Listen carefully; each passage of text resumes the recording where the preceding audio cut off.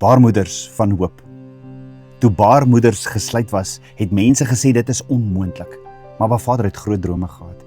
Ja, Sarah, Rebecca, Rachel, hulle het lank gewag met geslote baarmoeders. 'n Onmoontlike situasie volgens mense.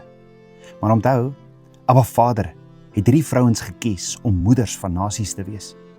En miskien sit jy vandag met hierdie hart vol verlange en met 'n stil pyn, want dinge gebeur nie.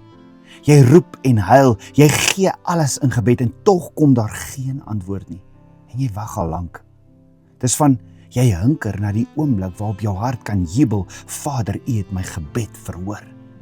Maar onthou, al lyk dit vir jou onmoontlik, vir God is daar niks onmoontlik nie. Mense sien beperkings, Vader sien moontlikhede. Hy is die lewende God wat lewe bring, geslote plekke oopmaak en wonderwerke laat gebeur. Maar kyk na hierdie vroue. Sarah, sy het 25 jaar gewag. Ons sien dit in Genesis 17 vers 17. Rebecca het oor die 20 jaar gewag. Genesis 25 vers 21. Rachel het volgehou en volharding en afwagting terwyl haar suster Lea swanger geword het. Maar toe het Abba Vader ingegryp. Genesis 30 vers 22. Hulle tyd van wag was nie ter vergeefs nie. Hulle geloof in Abba Vader se beloftes het hulle staande gehou. Onthou, niks is vir God onmoontlik nie. Hy is die God wat lewe skep, waar daar geen lewe is nie. Wat onvrugbare plekke oopmaak en wonderwerke laat doen. Dit staan so ook in Lukas 1 vers 37. So hoekom nie vashou aan Vader se woord, as jy jou in 'n onvrugbare plek vind nie? Soos beloftes waar Vader sê, Hebreërs, hoekom nie vashou aan hierdie beloftes, soos Vader sê in Hebreërs 13 vers 5, ek sal jou nie verlaat of jou nie in die steek laat nie. Selfs al neem dit lank. Vader sê in Jeremia 29 vers 11, ek weet watter gedagtes ek oor jou koester, gedagtes van vrede en nie van skade nie, om jou hoopvolle toekoms te gee.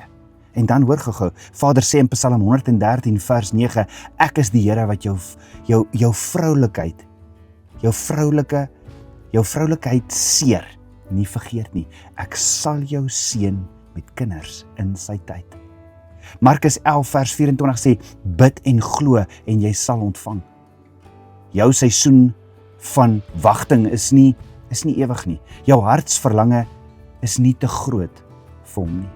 Hou vas in sy beloftes, bly glo, sy tyd is perfek. Hy is die God van die onmoontlike.